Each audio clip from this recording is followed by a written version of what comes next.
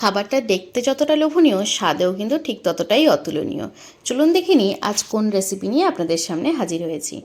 আজ আমি আপনাদেরকে দেখাবো লাউ পাতায় মসুর ডাল ভাপা। রান্নাটা খুবই সহজ এবং স্বাদে কিন্তু বেশ ভালো।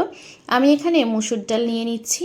এটা আমি বেশ কিছুক্ষণ ভিজিয়ে রেখেছিলাম, আধা ঘন্টা থেকে 1 ঘন্টার মতো আপনারা ভিজিয়ে রাখতে পারেন। এখানে আমি 3টে কাঁচা লঙ্কা দিয়ে দিচ্ছি, আর কিছুটা কাঁচা লঙ্কা আমি কুচোনো পরে ব্যবহার করব। কনসিস্টেন্সিটা কিন্তু ঠিক এরকম রাখতে হবে, খুব বেশি পাতলা হলে চলবে না। এখানে আমি 2টো পেঁয়াজ ছোট ছোট কুচি করে কেটে নিয়েছি, দিয়ে দিচ্ছি একটা গোটা টমেটো কুচোনো, আর দিয়ে দিচ্ছি 2টো কাঁচা লঙ্কা কুচো। এর সাথে আমি দিয়ে দেবো স্বাদ মতো নুন, একটু মরিচ গুঁড়ো, আর একটু দিয়ে দিচ্ছি জিরে গুঁড়ো। আর ভাপার সবথেকে ইম্পর্টেন্ট ইনগ্রেডিয়েন্টস সেটা হচ্ছে এই সর্ষের তেল। তেলটা আমি এখানে একটু বেশি ব্যবহার করছি, কারণ এই সর্ষের তেলের ঝাঁঝটা কিন্তু ভাপায় একটা আলাদাই মাত্রা যোগ করে। এরপর আমি পুরোটাকে ভালো করে মাখিয়ে নেব। এখানে একটা কথা বলে রাখি, ডালটা কিন্তু বাটার সময় কনসিস্টেন্সিটা অবশ্যই খেয়াল রাখবেন। খুব বেশি জল অ্যাড করবেন না, তাহলে কিন্তু মিশ্রণটা পাতলা হয়ে যেতে পারে। এরপর আমি যে লাউ পাতাটা ধুয়ে আগে থেকে জল ঝরিয়ে রেখেছিলাম সেটা নিয়ে নিলাম। এইভাবে গোড়াটা একটু কেটে নিয়ে আমি কিন্তু সেই যে মাখানোটা সেটা দিয়ে দিচ্ছি। এখানে পাতা ফোল্ডিংয়ের যে স্টেপগুলো খুব ভালো করে খেয়াল করুন। আমি প্রথমে 2 চামচ এখানে ডাল বাটা দিলাম, এরপরে পাতাটাকে আমি ফোল্ড করার চেষ্টা করছি। অনেকেই ভাপা করার সময় সুতোর ব্যবহার করেন, এখানে আমি আপনাদেরকে দেখাবো সুতোর ব্যবহার না করেই কিভাবে পাতাটাকে সুন্দর করে ফোল্ড করা যায়।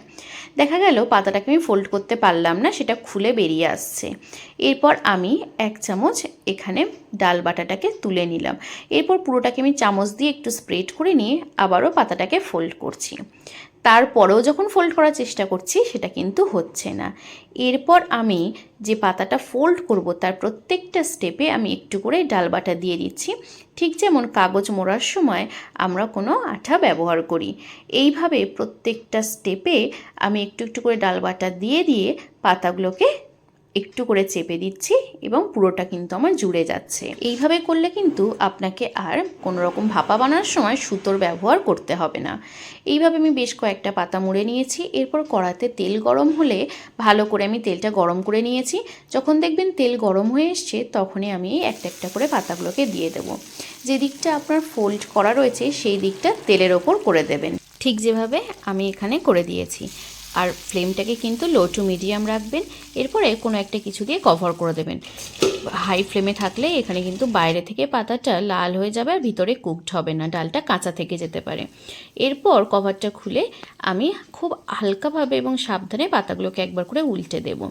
এইভাবে 2 থেকে 3 বার পাতাগুলোকে একটু উল্টে পাল্টে নিয়ে ভেজে নিলেই দেখবেন পাতার গায়ের রং লালচে হয়ে গেছে এবং বুঝতে হবে যে আপনার কিন্তু রান্নাটা একদম রেডি। এটা আপনারা গরম ভাতের সাথেও সার্ভ করতে পারেন, অথবা সন্ধ্যাবেলা স্ন্যাক্স হিসাবেও এটা কিন্তু বেশ ভালো লাগবে। এরপরে যখন দেখবেন পাতার গায়ের রং একটু লালচে ধরে গেছে তখন এটাকে তুলে নিতে হবে। এরপর গরম গরম সার্ভ করে দিন।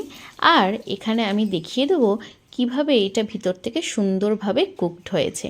চলুন দেখে নেওয়া যাক। তবে বলে রাখি, এই পদটি কিন্তু গরম গরম সার্ভ করলেই এর স্বাদ সব থেকে ভালো লাগে। কমেন্ট সেকশনে অবশ্যই লিখে জানাবেন কিন্তু যে ভিডিওটি কেমন লাগলো। দেখা হবে পরের কোনো ভিডিওতে। Till then, stay well, stay happy.